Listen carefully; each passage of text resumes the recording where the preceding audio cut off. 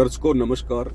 Social media पर अक्सर आप लोग देखते हैं संत रामपाल जी के जितने भी फॉलोवर हैं वो लोग यही चिल्लाते रहते हैं कि हम भारत को दहेज मुक्त बनाना चाहते हैं।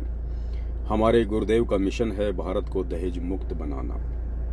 उनके गुरुदेव का तो मिशन हो सकता है, लेकिन मुझे नहीं लगता कि वर्तमान में संत रामपाल जी के जो फॉलोवर हैं संत रामपाल जी के जेल जाने के बाद उनके मिशन को फॉलो कर रहे हैं। ये वीडियो आप जी देख रहे हैं, ये संत रामपाल जी के फॉलोवर के बीच में आपस में शादी का है, जिसको वे लोग रमेणी का नाम देते हैं। भाई और बहनों, क्या आपको किसी भी एंगल से ये लग रहा है कि ये लोग एक संत के शिष्य हो सकते हैं? इनका पहनावा, इनका रंग ढंग, इनका आपस में मिलना जुलना क्या कहीं से भी एक भगत की तरह लग रहा है, एक संत के शिष्यों की तरह लग रहा है? और ऊपर से कहते हैं कि हम भारत को दहेज मुक्त बनाना चाहते हैं।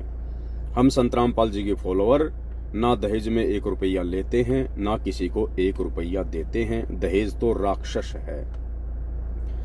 ये वीडियो आप ध्यान से देखिएगा। और इस वीडियो में जो लड़की है वो संत रामपाल जी की फॉलोवर है और एक अन्य लड़के संत रामपाल जी के फॉलोवर के साथ ही अपनी शादी कर रही है। भाई और बहनों, आजकल आप देखते होंगे दहेज लेने का एक नया ट्रेंड चल पड़ा है। पहले के समय में जब लोग अपनी बहन बेटी की शादी किया करते थे और जो भी वो दहेज दिया करते थे, सामान दिया करते थे, बेड, कूलर, फ्रिज, बर्तन वगैरह, साइकिल वगैरह, मोटरसाइकिल वगैरह, तो उसका प्रदर्शन किया करते थे। लोग उसको देखा करते थे कि दहेज में क्या क्या दिया है। लेकिन आजकल एक ट्रेंड चल गया है, इस प्रकार से दहेज लेने को सार्वजनिक तौर पर लोग अपनी बेइज्जती मानते हैं। तो लोगों ने नगद लेना शुरू कर दिया। लड़की वाले से या तो सोने चांदी के आभूषण लेने शुरू कर दिए, या फिर नगद पैसे लेने शुरू कर दिए, या फिर लड़की के नाम पर कोई प्लॉट वगैरह, कोई जमीन वगैरह। लोगों ने आज इस प्रकार से दहेज लेना शुरू कर दिया है। और मुझे लगता है संत रामपाल जी के फॉलोवर भी संत रामपाल जी के मिशन को भुलाकर उसी परिपाटी पर चल पड़े हैं। ये लड़की देखिएगा आप, ये लोग दावा करते हैं कि हम संत रामपाल जी के फॉलोवर हैं, 1 रुपया हम किसी से दहेज नहीं लेते। इस लड़की ने ऊपर से लेकर नीचे तक जितना सोना पहन रखा है, जितनी ज्वेलरी पहन रखी है, आम व्यक्ति भी विचार कर सकता है कि कम से कम 5 से 7 लाख रुपए तक का ये सोना है, ये ज्वेलरी है। ये ज्वेलरी लड़की कहां से लाई होगी? इस लड़की के पिता ने दी होगी। तो लड़की के पिता ने दी है तो क्या यह दहेज नहीं है? क्या एक लड़की के द्वारा उपदेशी होने के बावजूद अपने पिता से इतना गहना बनवाना, क्या यह दहेज नहीं है? या उस पिता के द्वारा अपनी लड़की को, जो कि संत रामपाल जी की शिष्या है, 5-7 लाख रुपए की ज्वेलरी बना कर देना, इतना सोना उसको पहनाना, शादी का महंगा महंगा जोड़ा ला कर देना, क्या यह दहेज नहीं है? जिस प्रकार से दुनिया वाले सोने चांदी के रूप में दहेज लेते हैं, उसी प्रकार से संत रामपाल जी के फॉलोवर ले रहे हैं। तो बताइए कहां से दहेज मुक्त भारत बनाएंगे? ये तो वही सब कुछ फॉलो हो रहा है जो जगत वाले कर रहे हैं। तो क्या आप इसको दहेज मुक्त कहोगे? बिल्कुल भी इसको दहेज मुक्त नहीं कहा जा सकता है। वास्तव में दहेज मुक्त शादी या रमेणी वो होती है यदि किसी लड़की का बाप सक्षम है अपनी बच्ची को करोड़ों रुपए देने में, और लड़की को या लड़के वाले को अगर अपने गुरुदेव का मिशन याद है कि बेटा ना 1 रुपया लेना, ना 1 रुपया देना, और सादा कपड़ों में ही हमने रमेनी करनी है, शादी करनी है, तो ये लड़की अपने पिता को मना कर देती कि पिताजी, मैं तो संत रामपाल जी की शिष्या हूं, और यदि आप मुझे इस प्रकार से सोने चांदी के आभूषण में ला दोगे, यदि आप ये 5-7 लाख रुपए के सोने चांदी के आभूषण मुझे दोगे, तो ये तो मेरे गुरुदेव के ज्ञान और मिशन के खिलाफ है, मेरी तो मर्यादा टूटेगी, मेरे गुरुदेव मुझसे नाराज होंगे। और उधर जो लड़का है, जो संत रामपाल जी का फॉलोवर है, उसको भी मना करना चाहिए कि मैं उसी समय रमेनी करूंगा, शादी करूंगा, जब ये लड़की बिल्कुल सीधे साधे तरीके से ना कोई गहना, ना कोई मेकअप, ना कोई तड़कीले भड़कीले कपड़े, शादी वाले जोड़े, कुछ नहीं होना चाहिए। सिंपल तरीके से लड़की मंडप में बैठेगी तो मैं मेरे गुरुदेव के विधि विधान अनुसार 16 या 17 मिनट में जो रमेणी होती है मैं उससे शादी करूंगा। लेकिन यहाँ ना तो लड़की अपने पिता को मना कर रही है, ना लड़का अपने ससुर को मना कर रहा है। उल्टा ये तो खुश नजर आ रहे हैं, ये तो मुस्कुरा रहे हैं। इनके चेहरे की चमक देखिए, किस प्रकार से मेकअप करवा रखा है, लाल पीली हो रही है। ऊपर से बाप ने अपनी बेटी को सोने चांदी में बिल्कुल पीली कर रखा है। तो इनको तो खुशी हो रही है, इनको मर्यादा टूटने का भय नहीं, इनको डर नहीं, इनको अपने गुरुदेव का मिशन याद नहीं। भक्ति बिना क्या होते हैं ये भरम रहा संसारे, रति कंचन पाया नहीं रावण चलती बारे। ओह, सर्व सोने की लंका थी, किसा को बद्दी था करके भक्ति सिद्धि प्राप्त रिद्धि प्राप्त करके, और सोने की लंका जैसे हम गारा की ईंट पका के और मकान बनाते हैं, वो सोने की ईंट बना के, छोटी छोटी ईंटें होती थी पहले, और उनसे सोने ही की वो गारा बना के और महल बनवा रखे थे उसने। इतना धनी था। और आप दौरे मुश्किल से 50-20 ग्राम 20 तोले सोना होगा थर, बुढ़ा बुढ़ा सेठ होगा जिस पर 20-30-40 तोले सोना हो गया। कहते वो रति नहीं लेके गया, एक ग्राम भी नहीं ले जा सका, तुम कहां ले जा सकोगे और के कला तोड़ दोगे 40 तोले सोने में। ये तो खाम खागा सर दर्द है। सोना तो घर में बना रखना चाहिए आपने, और ना इसको पहनना चाहिए। क्या फायदा कान में डाल लिया, कान नाक में डाल लिया, 36 पंगे कड़े बना लिए। ये तो खाम खागा सर दर्द है। सोना तो घर में बना रखना चाहिए आपने, और ना इसको पहनना चाहिए। क्या फायदा कान में डाल लिया, कान नाक में डाल लिया, 36 पंगे कड़े बना लिए। परमात्मा ने इतना सुंदर शरीर दे रखा है, इस पर आडंबर करने की कतई जरूरत नहीं, इसे भगवान रुष्ट होता है।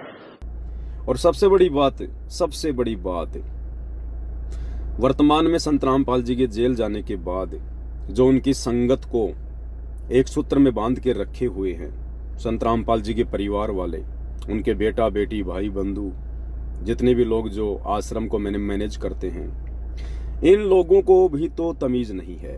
अरे कम से कम इन लोगों को तो, जिन लोगों की रमेणी है, उनको समझाना चाहिए कि भाई यदि आप इस प्रकार से आडंबर या पाखंड करके, सोने चांदी से लद के और मेकअप वगैरह करके अगर आप इस प्रकार से रमेणी करना चाहोगे तो हम बिल्कुल भी अलाउ नहीं करेंगे।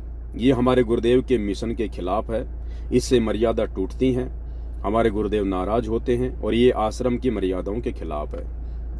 लेकिन संत रामपाल जी के परिवार की तरफ से भी कोई मनाही नहीं है।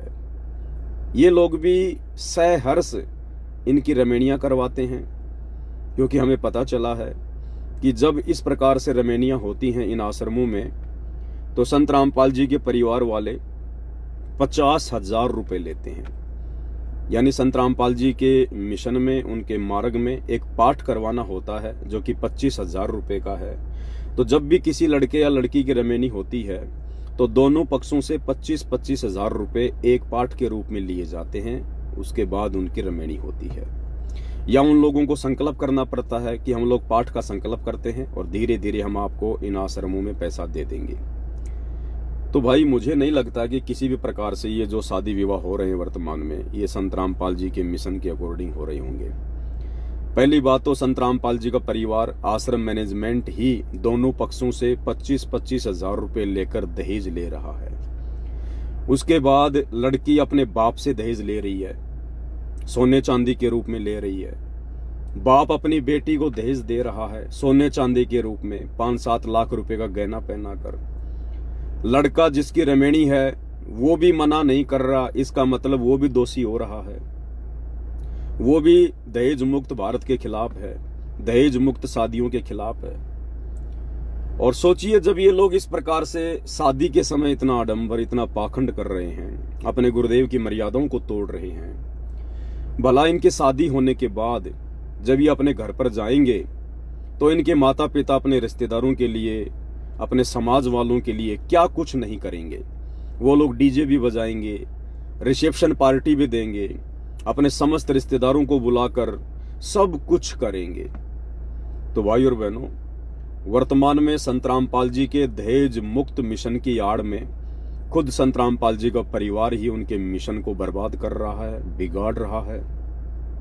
अन्यथा संत रामपाल जी के परिवार को पहले ही, जैसे ही संत रामपाल जी जेल में गए और उसके बाद इन लोगों ने आश्रम खोले, उसी समय से इन लोगों को ये नियम पारित कर देना चाहिए था कि इस आश्रम की तरफ यदि कोई कदम बढ़ाएगा तो संत रामपाल जी के प्रत्येक नियम को फॉलो करना पड़ेगा। अन्यथा हमें ऐसे भक्तों की कोई आवश्यकता नहीं है। ना हम किसी के दान धर्म के भूखे हैं, ना हम किसी की संपत्ति के भूखे हैं, लेकिन ऐसा बिल्कुल नहीं है। असल में संत रामपाल जी का परिवार भक्तों के दान धर्म का ही भूखा है। कहते नकबे सर नकबा बनी पैर थी हार हमेल,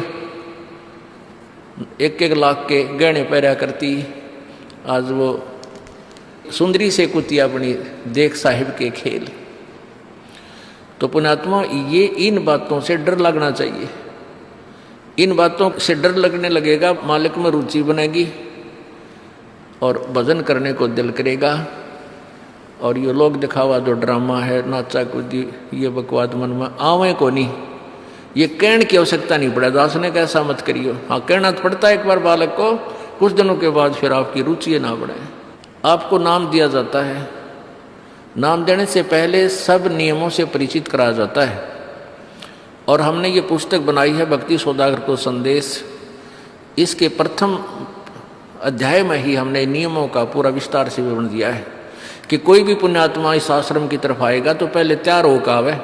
पहले क्या होता था कि भक्तजन समझाते थे, नाम ले लो तुम्हारा कल्याण हो जाएगा, बड़े सुख होते हैं। यहाँ आ जाते थे उपदेश लेने, और यहाँ आकर के हम फिर उनको लिस्ट दिखाते थे, ये नियम निभाने हैं, तो भाग जाते थे कि नहीं हमारा भी ये नियम नहीं निभा, क्योंकि वो उल्टे रंग में रंगे हुए वो सारे। तो अब उनको पहले ये लिख कर दे दिया कि तुम तैयार होकर आ जाना, तुम्हारा मन मान्य आना, क्योंकि कल्याण होगा इस मर्यादा में रहने से। तो अब उनको पहले ये लिख कर दे दिया कि तुम तैयार होकर आ जाना, तुम्हारा मन मान्य आना, क्योंकि कल्याण होगा इस मर्यादा में रहने से। तो अब उनको पहले ये लिख कर दे दिया कि तुम तैयार होकर आ जाना, तुम्हारा मन मान्य आना, क्योंकि कल्याण होगा इस मर्यादा में रहने से। और इन भूखे लोगों को संत रामपाल जी की मर्यादाओं से, उनके भक्ति विधान से कोई लेना देना नहीं है। इनको केवल पैसा चाहिए, माया चाहिए। भाड़ में जाए संत रामपाल जी, भाड़ में जाए संत रामपाल जी का मिशन। तो भाई और बहनों, ये हकीकत है जो आपकी आंखों के सामने है। ये लड़की आप देख सकते हैं किस प्रकार से इसने 5-7 लाख रुपए के गहने पहन रखे हैं। इसके हाथों को देखिए आप, ओ हो, हे भगवान। अनिल अंबानी के बेटे की शादी में उसके बेटे की बहू राधिका अंबानी ने भी इतना सोना नहीं पहना होगा, इतनी सज धज के शादी के मंडप में नहीं बैठी जितना कि संत रामपाल जी के फॉलोवर बैठ रहे हैं। तो कहां से ये लोग भारत को दहेज मुक्त बनाएंगे? ये तो समाज को उल्टा बिगाड़ रहे हैं। इनकी करनी और कथनी में रात दिन का अंतर है। करनी तज कथनी कथे, अज्ञानी दिन रात, कुत्ते जूं भौंकत फिरे, सुनी सुनाई बात। यदि वास्तव में आप लोग संत रामपाल जी के यथार्थ मिशन से परिचित होना चाहते हैं, संत रामपाल जी की सभी मर्यादाओं से परिचित होना चाहते हैं कि कैसे होते हैं संत रामपाल जी के फॉलोवर, क्या क्या उनकी मर्यादा है, वास्तव में संत रामपाल जी का सच्चा मिशन कहाँ से संचालित हो रहा है, तो आप जी फेसबुक पर जाकर सर्च कीजिए पवन दास इज लाइव। आप पवन दास की वीडियो देखिएगा, आपको पूरी कहानी समझ में आ जाएगी कि वर्तमान में संत रामपाल जी का यथार्थ 13वां कबीर पंथ कहाँ से चल रहा है और इन आश्रमों में क्यों इतना पाखंड हो रहा है, क्यों इतना आडंबर हो रहा है। सब कुछ आपको वहां से पता चलेगा। तो फेसबुक पर सर्च करें पवन दास इज लाइव। बाकी आपको सतलोक आश्रम की तरफ से चिल्लाने वाली जो राम कहानी है कि हम दहेज मुक्त भारत बनाना चाहते हैं, उसकी हकीकत, उसकी सच्चाई मैंने आपको इस वीडियो के माध्यम से संत रामपाल जी के फॉलोवर के बीच में हो रही इस शादी को दिखाकर बता दी है। अब आप स्वयं निर्णय कर लेना आप लोगों ने क्या करना है, क्या नहीं करना है।